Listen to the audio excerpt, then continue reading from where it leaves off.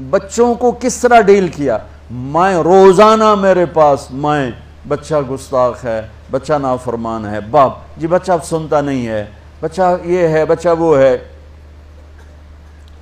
ایک نبی کی حدیث سن لو، بچے تمہارے غلام ہیں، آپ سب باپ بیٹھے ہو، جو جتنے آپ ٹیچر بیٹھا ہو اب سب باپ بیٹھے ہو، جو مستورات ٹیچر ہیں وہ بھی ماں بیٹھی ہیں، اور اصلی باپ اور ماں بھی بیٹھے ہوئے۔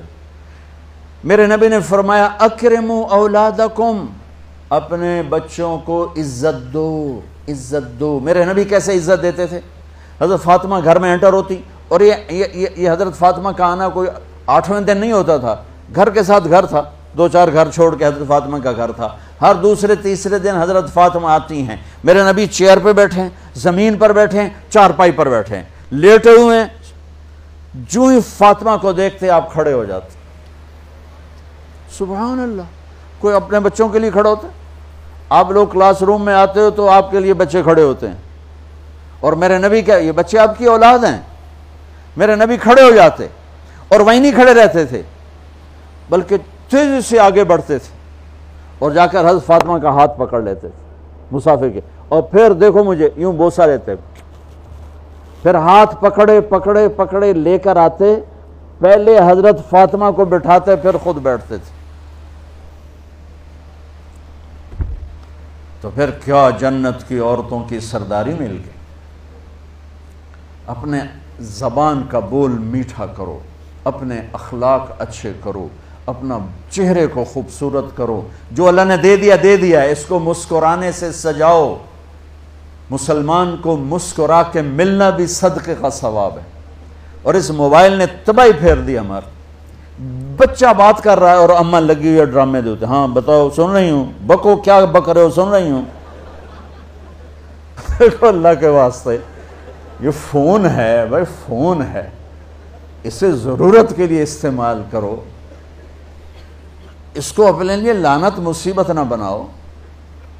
ایک خاتون پیپر چیک کر رہی تھیں، ٹیچر تھیں، تو چیک کرتے کرتے رونے لگیں، تو ان کے خامند نے پوچھا کیا ہوا؟ تو انہوں نے پیپر آگے کر دیا، اوپر roll number dash dash dash, تو اس میں تھا کہ تم کیا بننا چاہتے ہو، ایک کویسچن تھا، تم کیا بننا چاہتے ہو؟ تو اس بچے نے یہاں سے شروع کیا، I want to be a smartphone, یہاں سے اس نے یہ بات، چھوٹے بچوں کا پیپر، تو وہ پڑھا کہ بھئی میں اسمارٹ فون بننا چاہتا ہوں، چونکہ میرے ماں باپ جتنا فون کو اہمیت دیتے ہیں اتنا مجھے اہمیت نہیں دیتے، تو میں اسمارٹ فون بننا چاہتا ہوں۔ تو اس کے خامند نے کہا تو اس میں تو کیوں رو رہی؟ کہا تمہیں پتہ یہ رول نمبر کس کا ہے؟ کہا نہیں، کہا یہ تیرے میرے بچے کا ہے۔ میرے نبی نے ایک زندگی سکھائی، آپ گھر میں آتے تھے مسکراتے ہوئے آتے تھے، اظہار محبت فرماتے تھے۔ عرب کے ماحول میں بیوی سے اظہار محبت عیب تھا، اور گرل فرینڈ بنانا ایک فخر تھا۔ آپ لوگ کٹھے پڑھتے ہو، اس لعنت سے بچو، باعزت آئے ہو باعزت چلے جاؤ، اپنی شادیاں ماں باپ کی رائے سے کرو، ماں باپ کی دعائیں لے کر کرو، اپنے فیصلے خود مت کرو۔ یہ کیا کریں، اب بچے بچیاں کٹھے پڑھتے ہیں تو اس قسم کی لعنتیں چلیں گی تو صحیح، لیکن میں جتنا بچ سکتے ہو بچو بچو، اپنے فیصلے ماں باپ کے حوالے کرو، اپنے فیصلے ماں باپ کے حوالے کرو، چونکہ جتنی عشق کی شادیاں ہوتی ہیں وہ ساری ہی ناکام ہوتی ہیں۔ عرب کے ماحول میں اظہار عشق بیوی کا عیب، اور گرل فرینڈ کے لیے اشعار، اس کلچر میں بھرے مجمع میں ایک آدمی پوچھتا ہے یا رسول اللہ من احب الناس الیک، آپ کو سب سے زیادہ کس سے محبت ہے؟ تو اپنے نبی کی سنو، آپ نے زور سے فرمایا عائشہ سے۔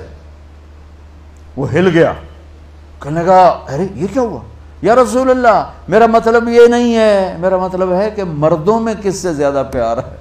تو آپ کو پتہ چل گیا، اس کی نبض پہ ہاتھ رکھ لیا کہ اس کو ہضم ہی نہیں ہوا کہ میں نے عائشہ کا نام لے دیا۔ اب آپ نے کہنا تھا ابو بکر سے، تو آپ نے کہا عائشہ کے ابا سے، عائشہ کے ابا سے۔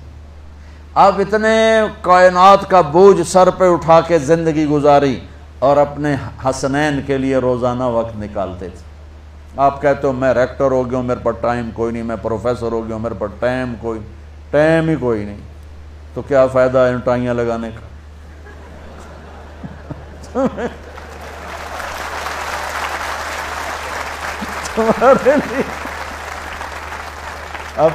اپنے بچوں کے لیے ٹائم نہیں ہے تو تم کیا کر رہے ہو، جھک مار رہے ہو؟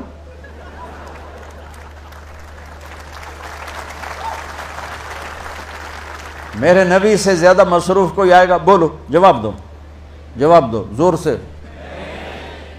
7 بر اعظم کے انسان اور قیامت تک کے انسانوں کی ذمہ داری سر پر ہو، اور وہ روز بچوں کے لیے وقت نکالیں۔ این اللقا، میرے شرارتی بچے کدھر ہیں؟